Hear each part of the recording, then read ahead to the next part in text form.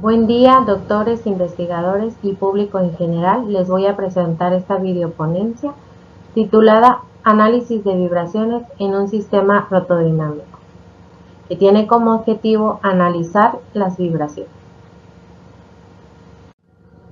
El contenido de esta presentación consta de la introducción, metodología, pruebas experimentales, discusión de los resultados, conclusiones y las referencias. Muchas máquinas contienen sistemas de accionamiento con motores, embragues, engranajes, ejes, correas o cadenas, rodillos, aceite, entre otros. Y estos producen vibraciones normales que pueden ser generadas por oscilaciones inherentes de la máquina, como oscilaciones del eje, velocidad angular o excitación por impulsos PWM. Estos sistemas con el paso del tiempo se deterioran o desgastan por el desequilibrio o desbalance de masa, lo cual provoca que el sistema vibre de manera excitada. Por ello, la importancia del análisis de vibraciones para la detección de la misma. Existen instrumentos o dispositivos de medición, como acelerómetros laterales en una, dos o tres direcciones. Esta dirección puede ser ortogonal, horizontal, vertical, axial o rotacional. Y en lugar de la aceleración, también se puede medir la velocidad de la vibración o el desplazamiento del mismo.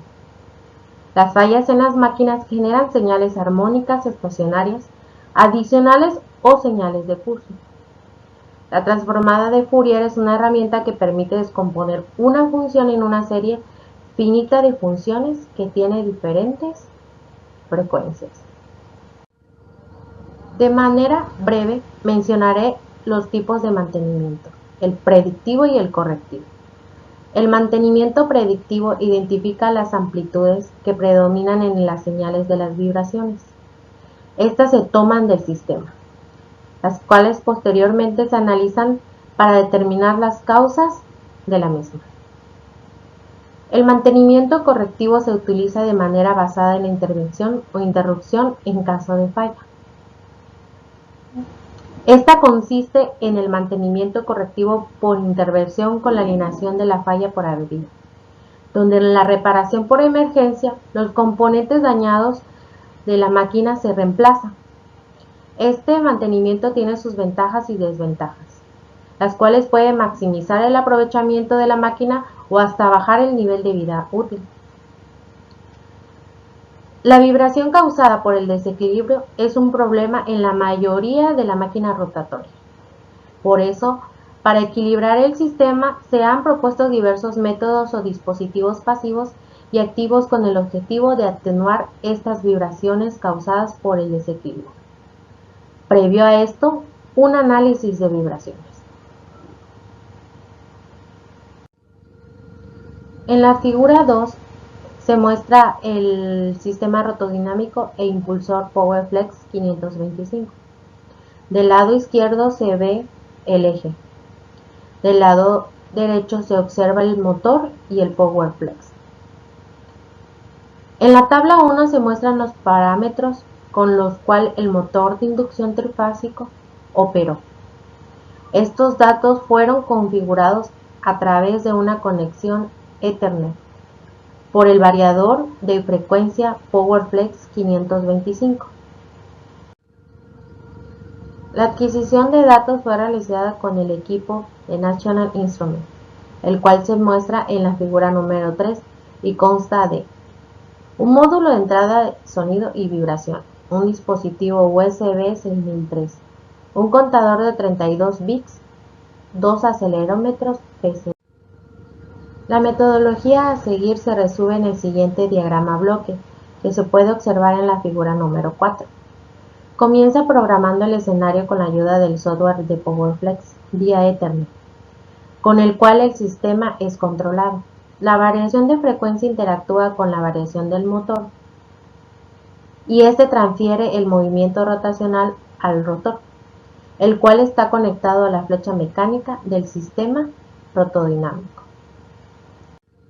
En la figura 5 se observa la primera parte de instrumentación, Se utilizan dos acelerómetros conectados a cada una de las chumaceras, las cuales estos están conectados a la tarjeta, que esta a su vez está conectada a la PC, donde se realiza el procesamiento y análisis utilizando el software de LabVIEW en código abierto.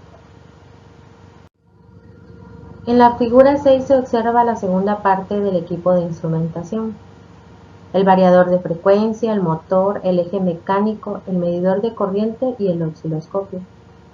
En esta parte se hacen las adquisiciones de las corrientes del motor, el cual el medidor de corriente está conectado directamente a la alimentación del motor.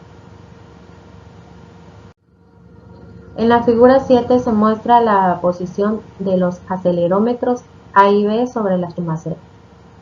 El sensor A está ubicado en la chumacera cerca del motor. El sensor B está ubicado en la chumacera lejos del motor.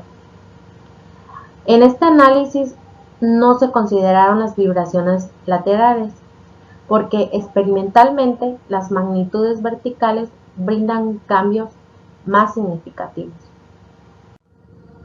Se realizaron dos pruebas en el sistema rotodinámico, donde se utilizaron dos barras de acero, una de 0.60 metros y la otra de 0.75 metros, las cuales vibran de manera particular a diferentes velocidades. El espectro de frecuencia de la corriente del motor fue medida con un medidor de corriente y procesada con la herramienta matemáticas del osciloscopio. El espectro de Fourier de las vibraciones mecánicas son medidas con acelerómetros y el software de LabVIEW.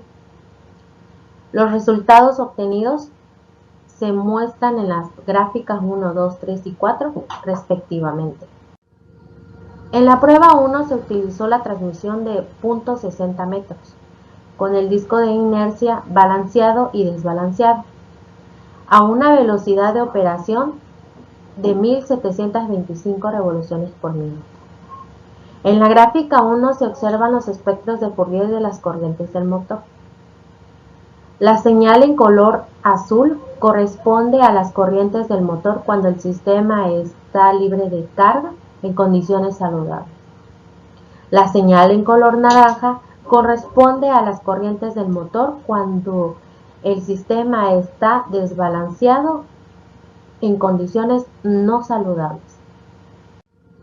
En la prueba 1, las vibraciones mecánicas del sistema fueron obtenidas. En la gráfica 2 se observan los espectros de Fourier de las vibraciones. Con una velocidad de operación de 2220 revoluciones por minuto y 2158 revoluciones por minuto. La señal en color azul SA1 y la señal en color naranja SB1 corresponden al primero y el segundo sensor en condiciones saludables libres de carga. La señal en color gris SA2 y la señal en color amarillo SB2 corresponden al sistema desequilibrado con carga en condiciones no saludables. En la prueba 2 se utilizó la transmisión de 0.75 metros con el disco de inercia balanceado y desbalanceado, a una velocidad de operación de 1905 revoluciones por minuto. En la gráfica 3 se puede observar el espectro de Fourier de las corrientes del motor. La señal en color azul corresponde a las corrientes del motor en condiciones saludables libre de carga.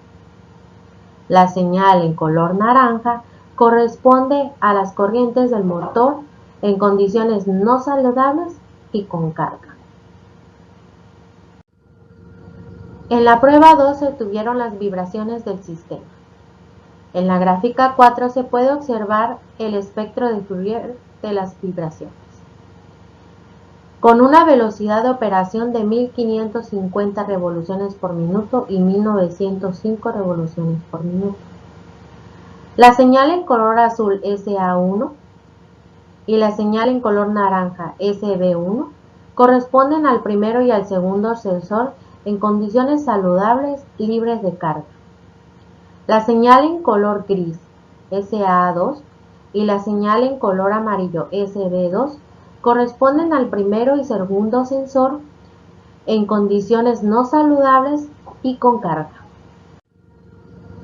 En las gráficas 1, 2, 3 y 4 se observa que los armónicos centrales corresponden a la frecuencia eléctrica con la que opera el motor, la cual es de 50 Hz para la primera prueba y la segunda.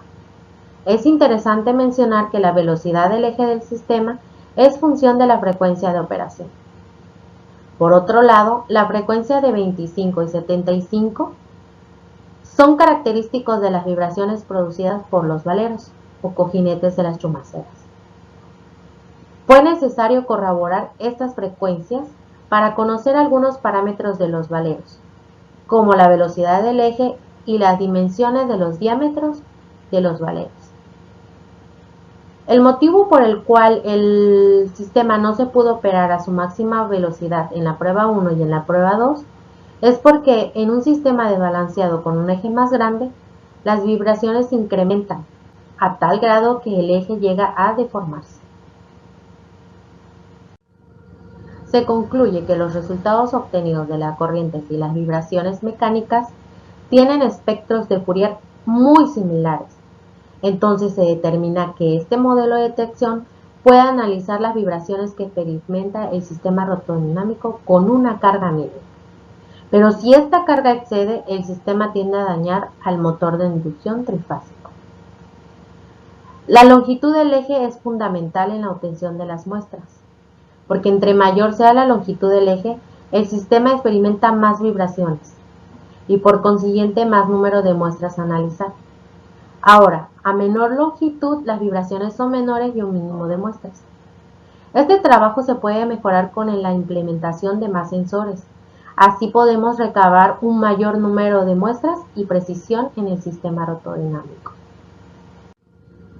Estas son algunas de las referencias consultadas. Se agradece el apoyo brindado al Consejo Nacional de Ciencia y Tecnología, CONACYT, e igualmente a la Universidad Autónoma del Carmen, UNACA. De igual forma, un agradecimiento al Comité de Organización del cierre.